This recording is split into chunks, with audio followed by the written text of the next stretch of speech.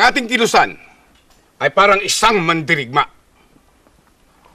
Ang utak, ang CPP, o ang Partido Komunista ng Pilipinas.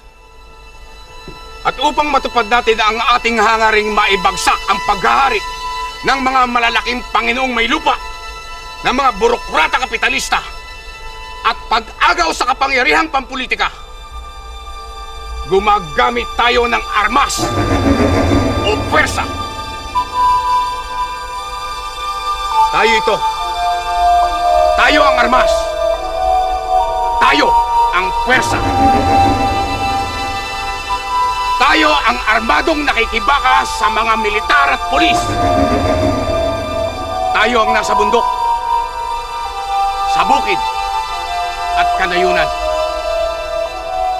Tayo ang nag-oorganisa ng mga magsasaka, mangingisda, magbubukid, upang mabuo ang organong kapangyarihang pampulitika.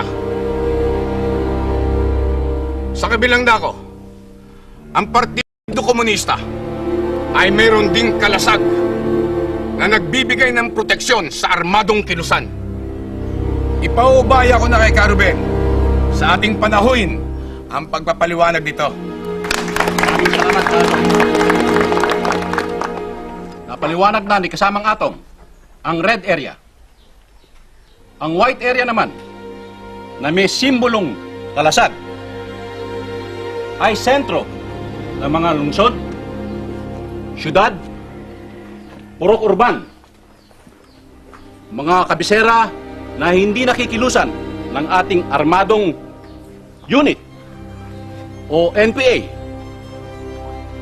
Dito, kumikilos ang ating National Democratic Front.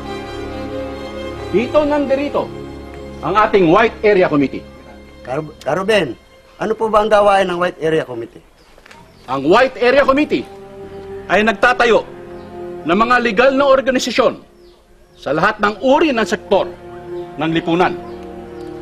Tulad ng mga unyon ng mga manggagawa, kawani ng gobyerno, gurong publiko, operator at jeepney driver, OFW, urban poor, mag-aaral, kababaihan at marami pang iba.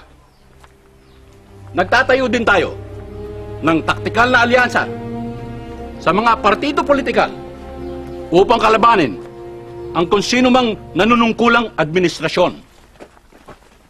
Nagsusulong din tayo ng kilusang welga sa hanay ng mga manggagawa at walang tigil na kilos protesta sa aksyong masa sa maiinit na pambansang issue. Sa ganitong gawain ng ating White Area Committee, napapaalab natin ang damdamin ng mga mamamayan. Naaalis natin sa kanila ang kanilang tiwala sa pamahalaan at lumalakas ang suporta sa armadong pakikibaka na inilulunsad nyo sa kanayunan.